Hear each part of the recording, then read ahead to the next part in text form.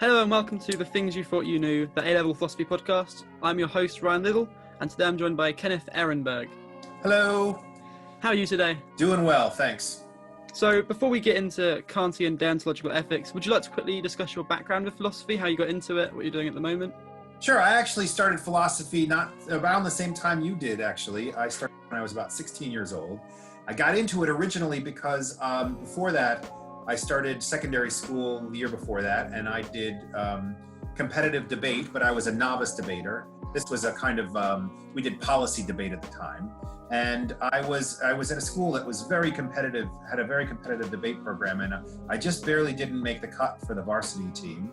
But I really enjoyed it and I wanted to do more debating. So I went to a camp that taught me to do philosophical debating, another kind of debating in the United States called Lincoln Douglas debating. And that's where I first got my taste of mostly political and moral philosophy. And I was really bitten by the bug then. So that was about the summer when I was about 16 years old. And that changed my mind about what I wanted to do. Before that, I wanted to be a diplomat. And after that, all I wanted to do was be a philosophy professor. So from there, after secondary school, I went to Columbia University in New York City and studied philosophy. Along the way, I had a philosophy professor, my Kant professor, actually, who told me that you always need a backup if you want to become a philosophy professor because it's kind of a competitive road to go. So you might want to have something ready to go in the background. So as a result, I went to law school. So I applied originally to programs in the United States. Law school is actually a postgraduate degree. It's not an undergraduate degree like it is here. So I applied to programs where I could do both my law degree and my philosophy degree. I got in to stay at Columbia, but I thought it'd be a good idea if I could mix it up a little bit, get some more background from other places. So I was lucky enough to get into Yale for law school. So I did 1 year of my philosophy graduate degree and got a master's. Then I dropped out and I went to Yale for my law degree, where I studied mostly philosophy anyway.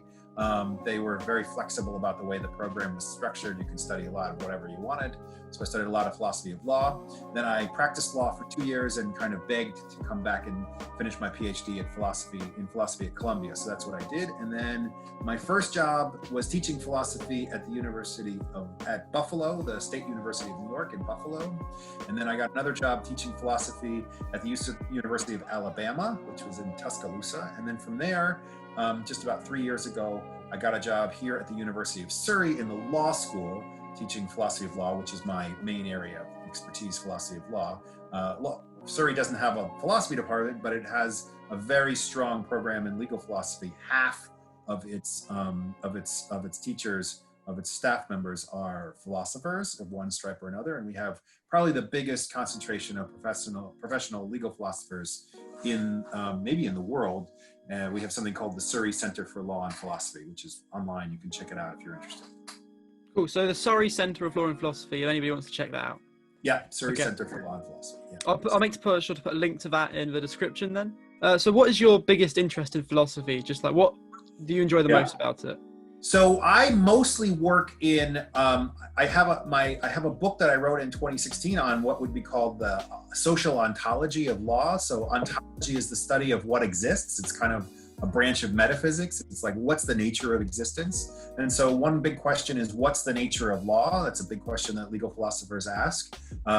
So my theory is, which I share with some other people, is that law is basically an artifact. Artifacts are like tools. They're a subclass of tools like hammers and chairs. So law is just something that we create in order for us to be able to, do good things in society with it, with things that we think are good or that are good for us. Right? Same thing why we would use a tool. We use a tool to hammer or to sit on or whatever we do with a tool. We do it for the sake of some goal that we're trying to achieve, and we do the same thing with law. It's just that law is abstract and it has a whole system of rules about how things within it count and what counts as an actual rule within the system, and then how that rule within the system gives us reasons to act in certain ways. So that's one thing I'm interested in, which is you might call the ontology or the social ontology of law. And the other thing I'm moving into now is more discussions of authority. What makes legal authority legitimate, when it is legitimate, when is it legitimate, and what's the difference between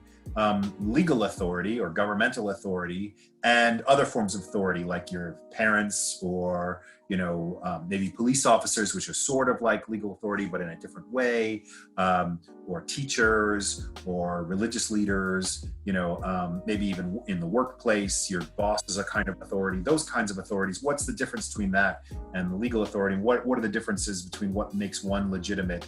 When I say legitimate, what gives them a right to tell you what to do is really what I'm saying. So what makes one legitimate? How is that similar in different domains and things like that? What is the name of your book, just in case anyone's interested? So my book is called The Functions of Law. And as I said, it was published in 2016 by Oxford University Press. So The Functions of Law, you can get it on Amazon, or you can get it from Oxford University Press. There used to be a discount. I could try to find out. I'm not sure the discount code is still active though, but I can see they'll reactivate it or something if you get a command. Yeah, I'll try. I'll put a link to that book in the description as well. But I'll definitely check it out myself as well, because it sounds really interesting. Great. I'd love it. So today we're discussing Kantian Deontological Ethics. Right. Could you briefly summarize what that means? So to say that it's deontological ethics is to say that it's about what your duties are and understanding what the right thing to do is, or the best thing to do in terms of duties and rules, as opposed to other forms of ethics. The two big ones that you're likely to study, you probably already know, are utilitarianism and virtue ethics. So these are both in different ways forms of consequentialism, although virtue ethics is a little complicated. But to say that it's consequentialism is to say that it's basically a form of evaluating what you're supposed to do based on what you think the consequences of your action are going to be. So there's no, there are wrinkles here, of course, but what makes something right or wrong in these other areas are what the consequences of the action are going to be. So in utilitarianism, it's just about, are you going to bring about the greatest good for the greatest number? Is the action going to bring about the greatest good for the greatest number? If so, then it's the right thing to do. If not, then it's not the right thing to do. There are wrinkles again with rule utilitarianism and things like that, but that's just probably goes beyond the scope of what you need now. And then virtue ethics is, in a sense, another form of consequentialism.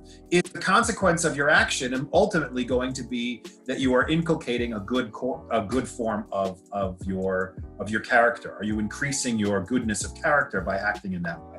And if so, then it's a good thing to do. And if not, it's generally not a good thing to do. Deontological ethics is a form of ethics that focuses instead on what the right thing to do is independently of the consequences. Now, technically, it's not to say that consequences are irrelevant. It's just that they don't come in a direct way in assessing whether it's the right thing to do or not. Rather, we try to understand in some other way what our duties are, and then the rightness of an action is just about whether or not it accords with that duty. Are you acting in accordance with duty, and that determines whether or not you're doing the right thing. Right. Could you explain what Kant means when he says a goodwill? Now, yeah, that's a really interesting question. Some people debate about what that means. I think the best way to understand the goodwill is to understand it kind of as the intention to do the right thing. The goodwill is the intention simply to do whatever the right thing is. So when you act, Kant has this interesting idea that once you understand what your duty is, it's great if you can do your duty. That's the most important thing. Just do the right thing. That's the most important thing. But there's different ways of doing your duty if you think about it. You could do it because it makes you happy, or you could do it because it makes you feel good to feel that you're a good person, or you could do it because you think it'll make other people happy, or people will like you more, or maybe you could do it because you think people will give you money if you do the good thing or something like that. So those are all actions that are in accord with duty because you're still doing the right thing, but you're not doing it out of duty. One way to think of it might be that you, in a sense, you're not really getting moral credit for doing the actions for those reasons, because those aren't moral reasons to do the action. You're refraining from doing bad things, or you're doing good things like giving to charity or whatever it is, but your reason for doing it could be a selfish reason. So you're not acting from a moral motivation. So the goodwill is really the moral motivation. The idea simply that the reason that you're going to use, the idea of your motivation for your action is going to be whatever it is that makes the action good, the right thing to do, right? So when I go out, let's think about giving to charity. If I think, okay, well, makes me feel good to give to charity, or even it'll help the person if my only motive is to, let's say, feel good because I like the feeling of seeing the smile on the face of the person I gave the money to, or something like that. In a way, those are selfish motives, right? I mean, I'm doing a good thing, I'm doing a good deed, but I'm not really doing it for the best reason. If I'm doing it simply because it's the right thing to do, and all I want to do is to be a good person, I just want to be a good person by doing the right thing, and it's not to make me happy or feel good or to make, or to be popular or anything like that, then that's suggesting that I'm acting from the goodwill, which is the intention to do the right thing for the right reason. Right, and the really interesting example is, as you said, acting because you like the smile you get from the homeless person when you give them money. It seems very much like the correct reason to be doing it, but Kant's going one further and saying that's too far. That's still a selfish reason. You should just be doing it because it's good, not even exactly. Right. Yeah. So again, the really important thing to get there is acting out of duty in accordance with duty. Right, and it's not that Kant would say don't give money to charity unless you can do it out of duty. Of course, he still thinks you should give the money to charity. You should always comply with your duties. The question is, as I said before, one way to think about it, do you get moral credit for it? Are you really doing in a sense, it's not a moral action unless it has a moral motive. Right. So it's still, we have lots of things that we do that aren't moral or immoral, right? I mean, sitting down, putting our feet up, watching TV, unless you're violating some duty by watching TV because you should be out doing volunteer work or something like that. But apart from that, if you have a reasonable amount of time where you can kick back and relax or whatever, having a nice meal, all of these things, they may not have any moral characteristics with respect to them. And there's no way you could get moral credit for them. So in a sense, what Kant is saying is that when you do something that you usually would think of as moral, but you're not doing it for a moral reason, then it's the same thing as like watching TV or doing something you're allowed to do. And you would still say you should do it because not to do it would be a bad thing, but you're not getting the kind of moral credit for it. It's not really a moral action anymore in a certain way. Yeah, no, I 100% agree with that. And sometimes it can be difficult to understand what it means to be out of duty or in accordance with duty. So Kant himself gave 3 different examples for that. Right. Do you want to explain the shopkeeper example? Let's see, I'm trying to remember now. That's where the shopkeeper is this about the price or something? It's about the change the shopkeeper gives. Right. So when the shopkeeper has given you too much change, is that right? I'm sorry if I can't remember. That's fine. I can cover it myself quickly if you want. So 2 different shopkeepers at different shops. They both give the right amount of change to their customers. Right. One of them gave the right amount of change because it's right to give the right amount of change. Yes, right. The other one gave the right amount of change just because he wanted the customer to come back. Right. So that's a great example. Yeah, I remember now.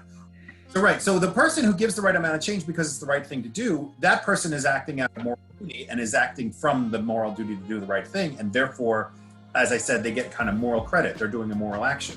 The person who gives the right change because they want the customer to come back, that's not a moral motivation for what they're doing. They're not complying out of duty. One way to think about it, another way I like to think about this because it touches a little bit more on my own work, is when you think about it as a law, are you obeying the law or are you merely conforming to the law? Right? That would be one way to make a distinction. When you stop at the red light in your car, if you're driving a car and you stop at the red light, most of the time when you stop at the red light, you're stopping at the red light because you're afraid of getting into an accident, right? Or you're afraid of getting a ticket by the police or something. That's not stopping at the red light because the law is to stop at the red light. You're not obeying the law, you're merely conforming with it.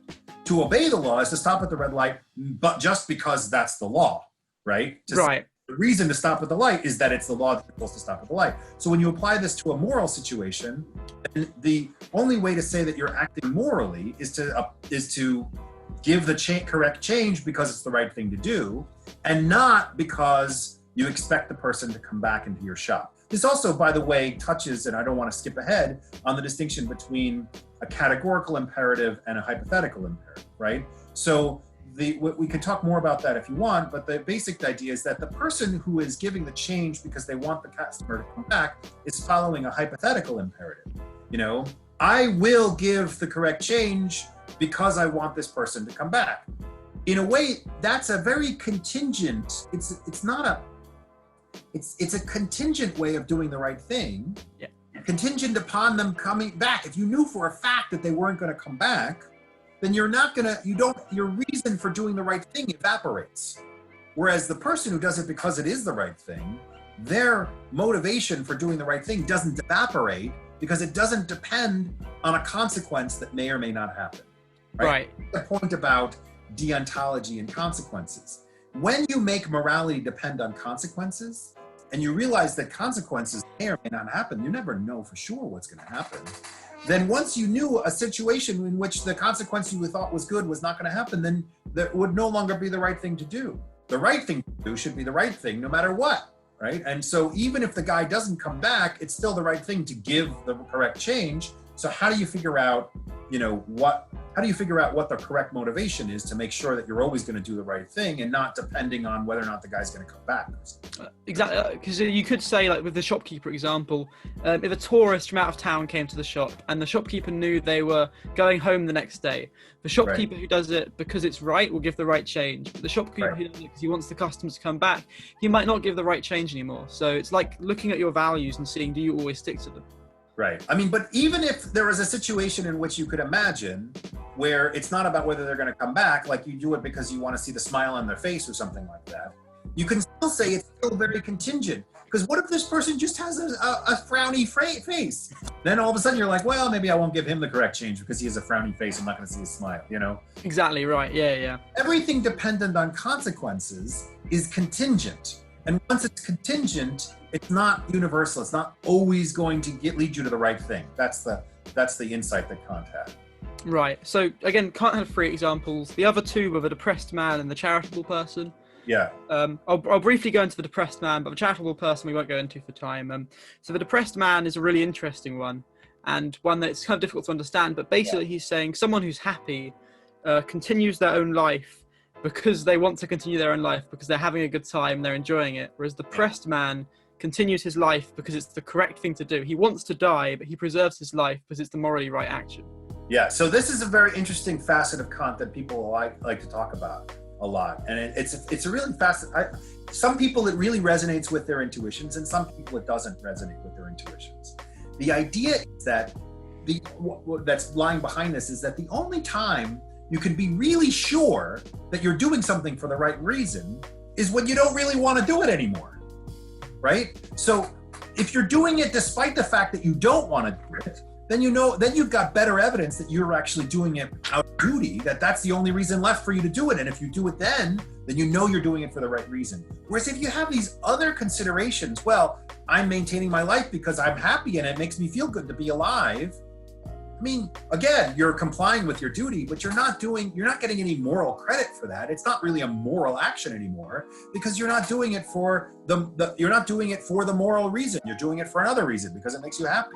So it's a weird thing that, the person who does their duty kind of quote unquote reluctantly gets more moral credit in a way than the person who does it, out of their, in line with their character and because it makes them happy. So in a way, this part of this idea of Kant's is kind of going against Aristotle's notion in a virtue ethics in some ways, because, the whole idea of virtue ethics is to kind of inculcate in your character a desire to do the right thing so that, there's some debate about how to interpret Aristotle here, but Kant would try to say, I don't think that he was going against Aristotle, but a lot of people think he was, that, when you're doing the right thing, it makes you happy, right?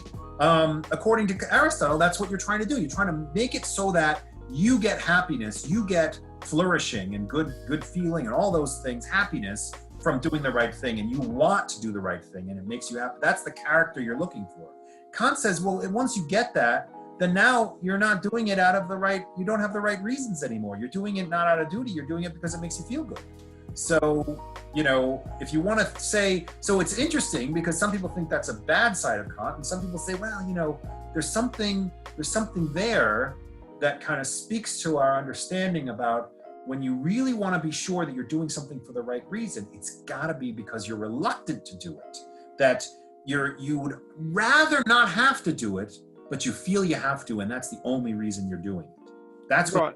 You've really gotten to what Kant would call the goodwill. So if we're going to link that back to the shopkeeper who gives the change because it's the right thing to do, let's say the shopkeeper was really struggling to pay his bills this month. So he knows that he wants to sneak a little bit of the change away, but the shopkeeper who still gives it, that's how he can know that he's acting in the goodwill. Right. That's the best evidence. There's some debate about whether you could ever really know for sure. Right. Think about it.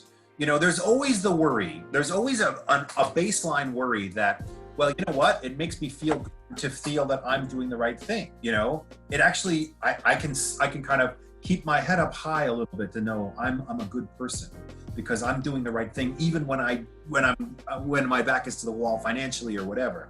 And so that always risks undermining the goodwill. But the best evidence, he says, it's not 100%, but the best evidence that you have that you're doing it for the right reason is when your inclination is leading you in the opposite direction. Right. Okay. So you briefly touched earlier on hypothetical and categorical imperatives. Should we define those terms now? Sure. Yeah.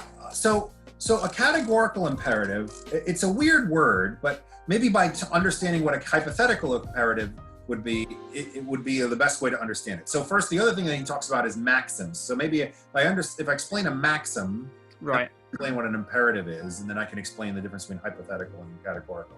So a maxim is just, I mean, you can look this up in the dictionary, and it's basically what he's saying, right? A maxim is kind of like a little rule that you would, a rule of thumb would be a good way to put it. A maxim is like a rule of thumb in a sense, right? It's you're considering, what am I going to do in this kind of circumstance? And usually the way I learned it was a maxim has three parts to it: the ends that you're trying to achieve, the means that you're going to use to achieve them, and the circumstances in which those two things come together, right? So ends, means, and circumstances, three parts to it. And whenever you're going around through life and you're making decisions, you look at your options, and your reason is weighing the goods and the bads of the different options. And when you're weighing those goods and bads and the different options in your decision-making process, you are setting a standard for yourself by entertaining these rules of thumb. Whenever I'm in this situation, should I do this kind of thing to achieve that outcome? Or should I do that kind of thing to achieve this outcome? And one would think that because you're using reason to do that, once you've set that self up once you've adopted a maxim and you say, when I'm hungry, I'm going to go out and I'm going to buy a piece of pizza, right? So let's imagine that's your maxim. So once you do that, depending on, you're going to build more into the circumstances. You're not always eating pizza, but you're going to think, okay, well, in these kinds of circumstances, that's what I will expect to do. You're going to be consistent. Why? Well, first of all, you don't want to have to reassess every single time. But second of all, part of what it means to be a rational being is to act consistently, because being inconsistent is somewhat irrational. So to be rational is to say, well, when the circumstances are the same, I should make the exact same choice, right? Shouldn't make a different choices whenever the circumstances are exactly the same. Once you've weighed everything, if you came to the correct conclusion, that's what you should do again, right? So the maxim is this little rule of thumb that you're kind of giving yourself every time you make a decision. A hypothetical imperative would be a form that the maxim would take that includes those considerations. Once you've adopted the maxim, then you're kind of making it into a little bit more of a rule that could be more expressed in a little bit more of a general way, right? So examples are like, I should drink something to quench my thirst, right? Right. So whenever I'm thirsty, that's the circumstance, I should drink something in order to quench my thirst. So it's hypothetical because it's dependent on what the goal is, to quench my thirst, right? Yeah. Put it in the form of an if-then statement. If I want to quench my thirst, then I should drink something, right? So that's why it's a hypothetical imperative. The imperative part is I should do it or I must do it. It's the idea of the kind of that you put into it. The maxim, being a rule of thumb, doesn't necessarily yet have that kind of level of imperative that you ought to do it, right? Yeah.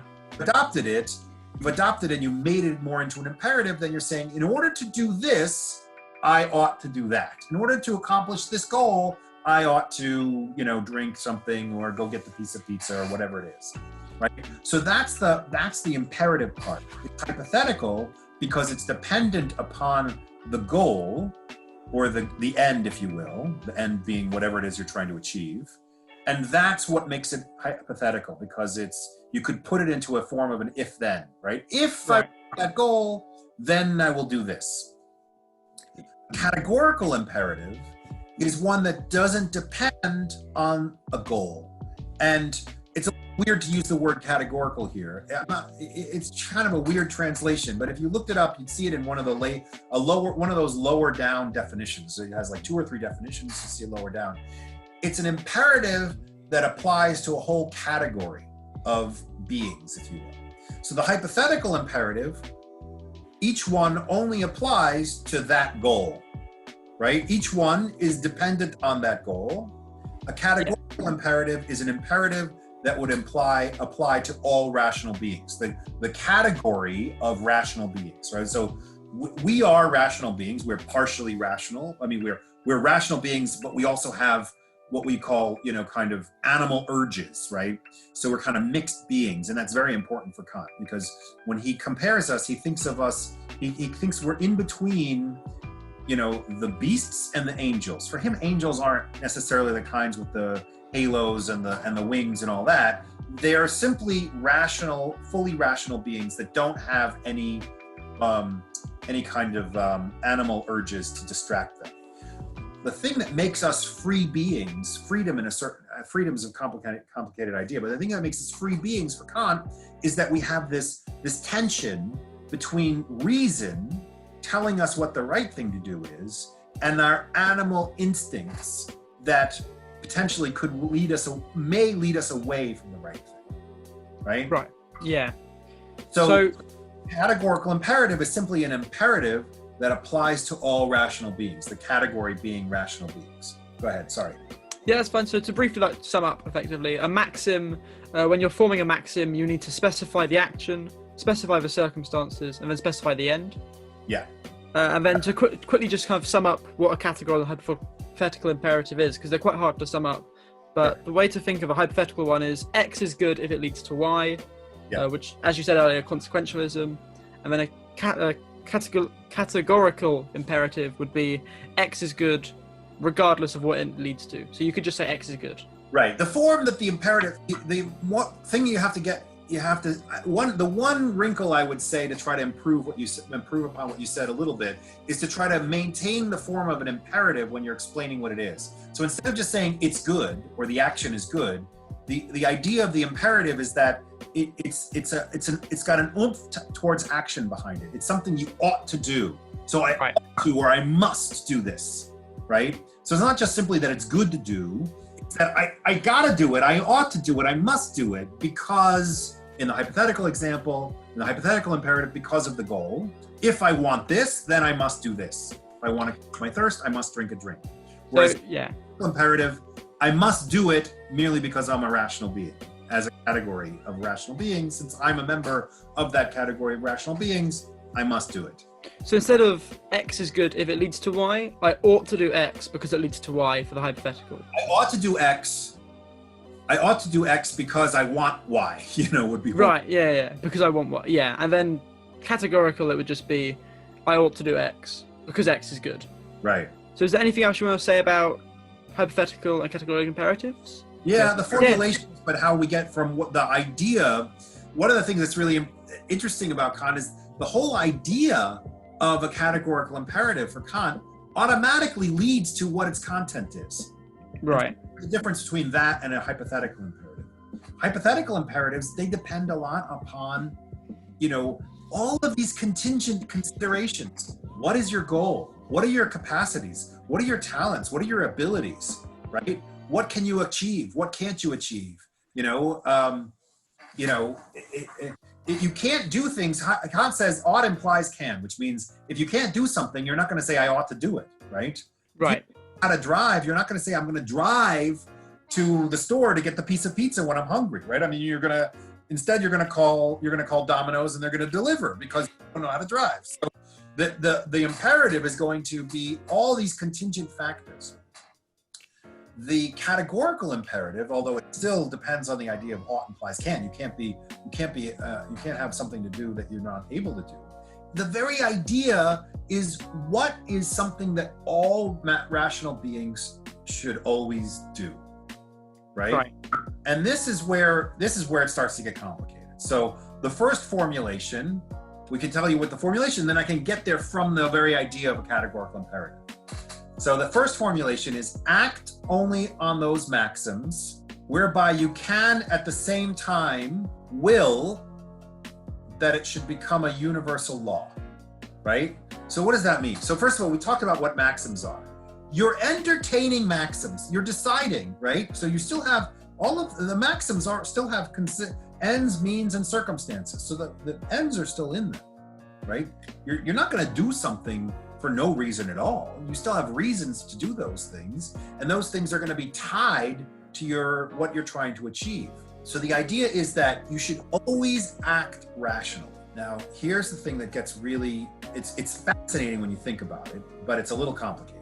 What do you share? What makes you a human being, right? I mean, it's in a way the opposite of the way we think about things right now. What makes you important as a human being?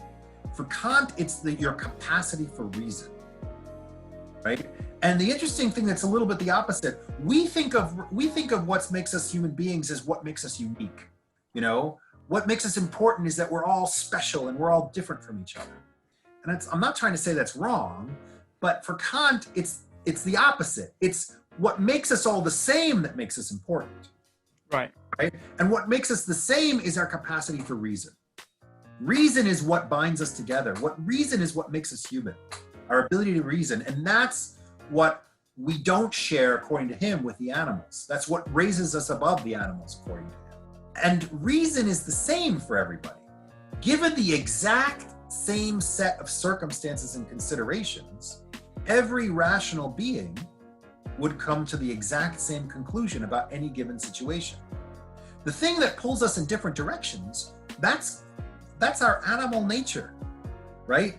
Because you want pizza and I want salad, or you want pizza, maybe salad's a bad example because maybe it's healthier, but you want pizza and I want pasta or something like that.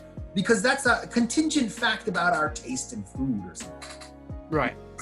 So all of those hypothetical imperatives are going to be dependent on these contingencies that are not the same for every individual, because they're not coming out of reason. They're coming from our animal inclinations. Our inclinations are those things. And when you follow, and this is the interesting thing, and this is an interesting thing about what freedom means for Kant. Sorry if I'm getting a little bit off the subject, but I have to do it in order to come back. Freedom for Kant is not our notion of doing whatever you want, right? Eating pizza when you want to eat pizza, and eating pasta when you want to eat pasta, and going for a walk when it's nice out because it makes you feel good, and all of those other things that you want to do. Those are, in general, you're acting because the best way to think of it is I always like to use the metaphors from the old cartoons. You ever see the old cartoons? You'll see like someone will put like, let's say, a pie on the windowsill, and this little like the smell of the pie will be looking like the steam that comes off the pie. Yeah. Waft into the nose of somebody walking by, and it'll like go like this with the finger. It'll turn into a finger, and it'll say like, and then maybe the finger will like grab the nose, like stick in the nose of the character and pull them towards the pie, right? Yeah. That's the image that Kant gives us of following our inclinations. When you follow your inclinations, not like you can avoid it in every circumstance. When you follow your inclination, you are being controlled by the pie. You're no longer free because you're being controlled by the pie. So freedom is not doing whatever you want, because whatever you want most of the time is just being controlled by your desires. To be free is not to be controlled by your desires. Those are contingent, those change from person to person. Those are your animal inclinations. Freedom is being able to follow rules that you give yourself. Following rules you give yourself is freedom. How do you give yourself rules? Well, they have to be rational rules, because only the rational ones are the ones that aren't just following your inclination.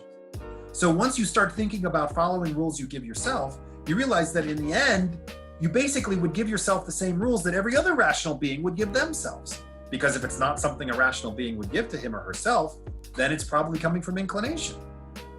So that's why the categorical imperative is the same for everybody. Now it says, act only on the maxim that you can at the same time will that it should become a universal law. Why? Because you should only act on those maxims that every rational being could adopt.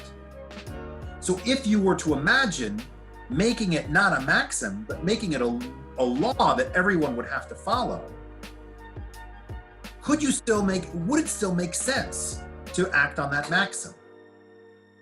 So the interesting thing about the categorical imperative is it actually doesn't tell you directly what your duty is. It tells you indirectly what your duty is. What it gives you is not a duty, what it gives you is a permission. If you think of the categorical imperative, at least in this formulation, as a test of maxims, because it's saying, act only on that maxim that you can at the same time will that it should be a universal law, right? If it passes the test, then that's a maxim that you're allowed to act on. Doesn't mean you have to act on it, it means you're allowed to act on it. Now, the way it gives you duties is if some kind of opposing maxim, don't do that, would fail the categorical imperative. The only time you actually get a duty out of the categorical imperative is when a maxim fails it. Then you know it's the opposite is your duty. Right. Make sense? Yeah, so, yeah. Permissions, you could be permitted to do, two opposing things. When you're at you're taking a path, you're walking through the park and taking a path, and you see two options, go right or to go left. You could test those maxims and they both work. Can I make it a universal law that I should go right? Yeah, sure. Everybody could go right if they're coming up to this kind of path in these kinds of circumstances. What if it was a consideration of reason to go right? Yes, everyone could do that. It would pass. What about left? Yes, everyone could do that. It would pass. So there's no duty here. This is just either one is permissible according to categorical imperative. So now theoretically, there might be some way of saying I'm acting this way because it's permitted, but in general, that would be extremely hard to understand how you're acting out of a motive of duty there, because there's no real duty there, right? Only where one of the options is closed off because it fails the categorical imperative, then the other option is your duty. So we've got the two contradictions: the contradiction in conception and the contradiction in will. Good. Yeah. Maybe that's the best way to. Can I talk about that? Do you want me to talk about that next? Yeah, should I define it and then you're going to explain what it means? Yeah. So, start of contradiction and conception. A maxim is wrong if the situation in which everyone acted on that maxim is somehow self-contradictory. So, how do things fail the categorical imperative? Remember, the categorical imperative, at least in this formulation, is a test of the permissibility of an action, of a maxim. When I choose to act in a certain way, remember the maxim is like a rule of thumb. I'm testing my rule of thumb when I want to achieve this, I will do that in such and such circumstances. Ends, means, and circumstances. X, Y, and Z, right? So I'm testing the maxim. When a maxim fails, now let's think about the form of the categorical imperative. At least this form, the first form. Act only according to the maxim whereby you can, at the same time, will that it should become a universal law, right? So it can fail in two ways. One way, the one you just mentioned, is that it becomes a contradiction. You can't make it into a universal law, because if everyone were to make it into a universal law, the maxim itself would be contradictory. How? Well, a great example is lying. I think that's the best example. The lying promise is the example that he gives, right? When I'm a little bit hard up and I need some money, I will ask my friend to loan me some money, promising to pay it back when I don't really have any intention to do so. So how does this fail the categorical imperative? It fails the categorical imperative because I can't make it a universal law that says whenever someone is hard up for money, they can make a lying promise to their friend. That universal law won't achieve the ends that the maxim was trying to achieve. Remember that maxims say, in order to achieve these ends, I will adopt these means in similar circumstances. Once you've made this maxim into a universal law to lie to your friend to get money, no one will be able to achieve those ends anymore. The ends using this maxim will no longer work because no one will believe anyone making a promise anymore, certainly not when they're trying to get money. because the idea is it's now a universal law. Everyone makes a lying promise when they're trying to get money. And once it's a universal law, no one's going to believe the promise anymore. And therefore, the maxim no longer achieves the ends that it originally you thought it was going to achieve. Now let's be very careful here, because this is a very common misunderstanding of Kant, and this is a very easy way to lose points if you don't understand this. It's not true that the reason that the lying promise, this you should never say, that the lying promise is immoral, because if everybody did it, no one would believe the promise. That wouldn't be enough, right? No one is expecting everyone to do it. The key is that it's no longer rational to adopt that maxim, because if everyone did it, right, then the maxim wouldn't make sense. That's the reason it's no longer rational. So it's not because, otherwise you're making it sound like the outcome that everyone doesn't believe promises is what makes it irrational. What makes it irrational is simply that the maxim becomes a contradiction, right? Once everyone's doing it, the idea I will lie in order to get the money no longer makes sense, because lying will no longer get you the money. Yeah. And it's not that you're expecting that everyone's going to do this and therefore you won't get the money. That's not the case here. What's going on is that your little rule, your rule of thumb that you're entertaining, your maxim, is no longer rational once it applies to everybody.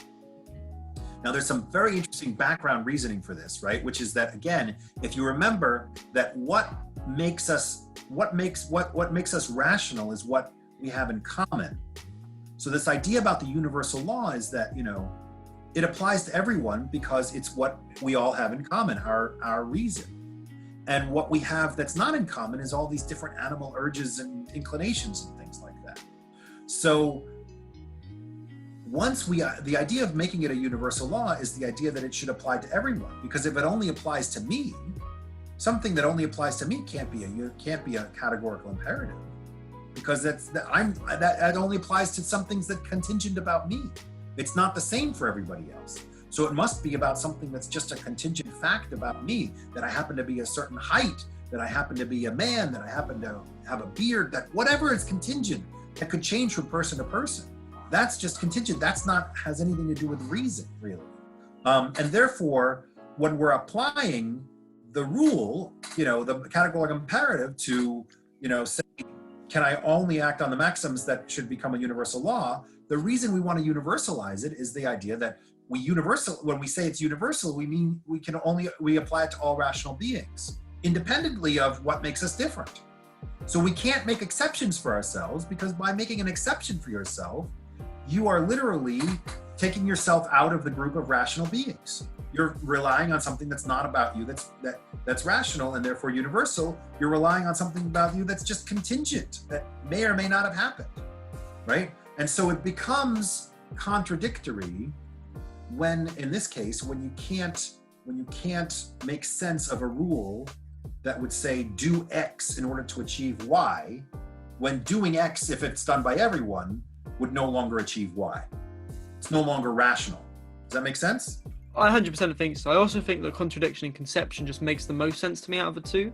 Sure. Yeah, I understand. It's easier to wrap your mind around, I think, that than the one that's willing. But I think I can explain the willing one too. So I'll quickly define the willing one, and then you'll Sure. break it down. So Yeah. a contradiction in will is it basically means it's logically possible to universalize the maxim, but we can't will it. Right. So he gives an example of that where, look, I think I'm pretty self-sufficient, so I'm not going to help anybody else because I don't need anybody's help. Right. That's one of his examples, and he thinks that's one where the failure is a failure to will. The idea here is not that there's a contradiction between the maxim and like the ends and the means within the maxim once you universalize it, right? So again, think of the maxim, ends, means, and circumstances. There's a debate about how much the circumstances get universalized, but we'll put that away. So the first kind of failure is if everyone were to follow that maxim as if it were a law, the ends would no longer achieve the means. The means would no longer achieve the ends. Right. Basically, the failure in the willing is to say when everybody else is following, when everyone else is following that maxim as if it's a law, I no longer want those ends anymore. I no longer want to use those means to achieve those ends. It's not something that would be rational to adopt anymore, right? One thing says you can't even achieve those ends with those means. That's the first kind, contradiction. And the other one is it's no longer rationally something to be moving towards, right? So when I think about, well, once I universalize the idea of, well, I don't need anybody else's help, so I'm not going to help anybody else, right? I realize that what makes me, that's contingent on me happening not to need anybody else's help. But if I universalize that, that means in a sense, I could be somebody who does need somebody else's help. And so I can no longer I no longer am motivated. I would no longer want to adopt a maxim that says nobody gets any help, because the part of me that could be, when I'm universalizing, maybe I sometimes need help. And so it's not something I can adopt anymore. It's not something that I can choose. So one kind is the contradiction between the ends and the means. The means no longer achieve the ends. And the other is that, sure, the means may achieve the ends, but no one would want those ends anymore once everyone's doing it. Just no one would want is the wrong word here, because want implies something that is just a desire. But here it's like no one could rationally adopt that way of acting, because it wouldn't be rational to adopt it. It wouldn't be something a rational being would do.